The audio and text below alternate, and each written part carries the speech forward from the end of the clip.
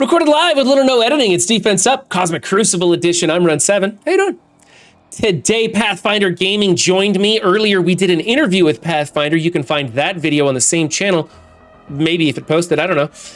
If you have any problems with the suggestions I'm giving out today, it's Pathfinder's fault, so find his links in the description and blame him. Also, chat's always here to help, and if you want to be a part of that conversation, Monday, Wednesday, Friday mornings, Central Time, you can join us on Twitch. It's free, it's fun, and everybody cool hangs out here except for me. All right, team number 1 is the Death Seed team. Archangel has not released yet. That's why we're replacing him with Sabretooth. Excuse me. This is Hammer Time Kitten's defense right here, and they're operating just inside of Masters. So we want to be really good with our defenses. Also, as we progress through these videos, as we progress through Cosmic Crucible, and we keep working on this as a team, we're starting to find that either picking a strong offense or a strong defense is the way to go. Don't take the middle ground. So this defense appeared to me to be a little bit more offense heavy, keeping some of the good stuff back for offense. But Death Seed is new. Death Seed is brand spanking new, or at least 3 members of them are, and that's why they're here on this. Pathfinder says this is actually a pretty rugged team. Now, it's probably not going to win, but you'll get a lot of efficiency points, especially because it's new and people don't know exactly how to account for their actions. Magneto is going to open up with his blinds before you can do anything about that. So there's something you either need to cleanse off or just, fight your way through with basics. You don't want to do that. You want to cleanse that. So it's going to be pretty tough to get through. I like the ISOs. I like the placement. I like everything about this team. I like that it's brand new and that it's being tried out right here, especially for this first week. Later, we might want to replace it with something more reliable. But as new stuff comes out, you kind of want to try it on defense because you can usually get some efficiency wins before the content creators can tell you how to efficiently beat it. So this one gets an A+. Over here, we have the Underworld team featuring Zemo and Red Skull. Check out the ISO 8 on Red Skull. This is actually really cool because Red Skull is only here for his speed. He's probably going to take a turn before anybody can get to him. He doesn't need ISO 8 because he's not really doing anything other than speeding up Taskmaster and the rest of this team so that Taskmaster can open up with his big blinding AoE. Zemo goes first, of course, on this team. He's pretty fast, putting slows on the other team with his ability block. That's why he's a skirmisher. I like the ISOs on this team. You could make Taskmaster a striker so that he double taps and steals those positive effects. You could also make him a raider so he crits on that big opening AoE and maybe does some serious damage. Fortifier on Kingpin is a must. That's something to do with his kit. Read the details in a previous video if you want. Now, Kingpin is going to be summoning minions, and Taskmaster could counter assist for those mercenaries and Kingpin. So there's a case to be made to keeping Taskmaster as a skirmisher so that he lays out more vulnerables when those minions do attacks, or if you want to adjust his ISO accordingly. But yeah, he's going to counter for a lot of different people, not just Mr. Negative. So there's reasons for all 3 ISOs on Taskmaster is what I'm saying. Personally, I like the skirmisher, but it's a coin flip of viability, whichever one you want to do. Everything great on this team. If you want to build Red Skull up, I think maybe Skirmisher might be the way to go. Fortifier is another choice. Healer maybe. Red Skull's not a great character, but he's used very well on here. Gear tier 12, no ISO, just getting him in there to speed people up. So that's fantastic. I'm giving this one an A+. Moving on to team number 3 is the Axemen plus the Tangled Web team, or duo anyway.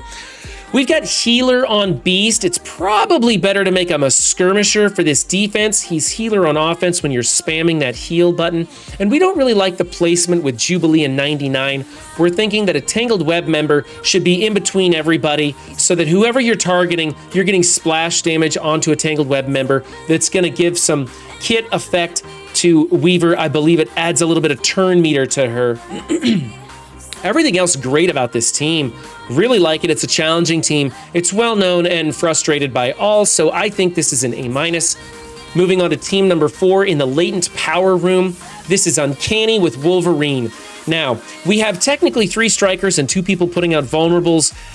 Colossus is really slow. We're assuming that Colossus has the T-Force, so he'll give himself counterattack and apply more of the vulnerables, being he is a skirmisher. If he doesn't have the T-Force, you want to go like a fortifier on him instead. However, Wolverine's on this team because Wolverine is a lot bigger than Hammer Time Kitten's Cyclops. Now, Cyclops adds turn meter to Wolverine and magic. So we kind of like Cyclops being in here. I always get Cyclops and Colossus mixed up. We want Cyclops in here to give that turn meter to magic when Phoenix dies. But we also like the synergy with Wolverine as well. So an option is to either replace Wolverine with an as big Cyclops, keep Wolverine in here because Wolverine is bigger, or replace Colossus with Cyclops to trick some people into coming in here, not understanding the turn meter effects. They might go straight after Phoenix, kill her, and then suddenly this team just jumps out at you. I think that there's an opportunity to make Wolverine a raider on this team, bouncing around, putting some more vulnerables on there, but it's not really necessary. As a striker, he can double tap into a vulnerable and get speed up on himself. Plus, he puts out bleeds. That extra damage from the striker could really work to your benefit.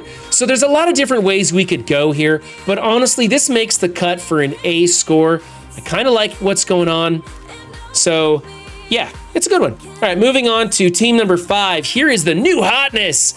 Rebirth team, plus Hero Asgardians, plus Bionic Avengers. 3 teams that aren't very effective in Crucible. However, the Rebirth team will be better. They'll be an efficiency sponge, nothing you can't beat, but they have a lot of deflex, a lot of blocking, a lot of healing. So it's going to take a while for you to kill them, or you're going to have to use something really big to smash them fast. Now, we've got Wave 1 synergy going on with 3 of these guys. We've got the Rebirth synergy going on between Captain America and Bucky. We've got the assist stuff going on between the Bionic Avengers. That's Iron Man and bigger Iron Man, Hulkbuster. So lots of different synergies going on. This team is used pretty effectively. It's pretty nifty. I kind of like it. I think this will be replaced by Rebirth later as the Rebirth members become available. We argued a lot about ISOs on Bucky and Captain America. Some people are saying Raider for Bucky. I'm saying Striker. I think the bleeds, the defense down, that's reason to keep him as a Striker. He's 7 red. He's doing a lot of damage. Then you've got Captain America, who's blocking a lot. So he's got a new and improved health bar. Healer's pretty good. By the way, Hammer Time Kitten already upgraded him to a blue healer ISO. That's fine. I think that's a decent enough way to go. So you could go a bunch of different ways. We're not really sure how the Rebirth ISOs are going to play out. We're going to wait until we get the whole team before we start really speculating on that.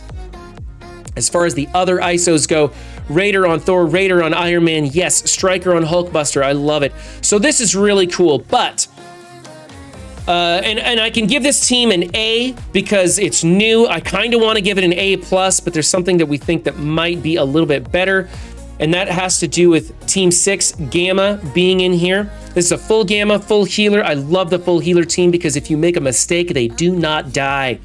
This team is crazy solid when you switch them all over to healers. It's expensive to switch those ISOs over. I don't expect people to go higher than blue 3 on the healer. You kind of want to keep them as the other stuff for different areas, but if you can afford those ISOs to go blue 3 healer on this team, it's really wicked. You get lots of DVs out of that. So this is an A+ for me. I love it. But going back to this team, because the counter for this requires Doom, or one of the best counters for this in my opinion, involves Doom, I think we should probably be replacing this team for the time being with a big fat Young Avengers, because their most efficient counter is the A-Force with Doom. So you would be making your opponent choose between Doom here or Doom here, and that's a tricky call. The other choices, whatever you do on the other team is going to be a lack of efficiency, whereas this one might just get rolled with just about any of the big meta teams. Maybe, I don't know, could catch some players off guard if they're not paying attention. New does cause critical failures. It does, so there's that. It's kind of your choice.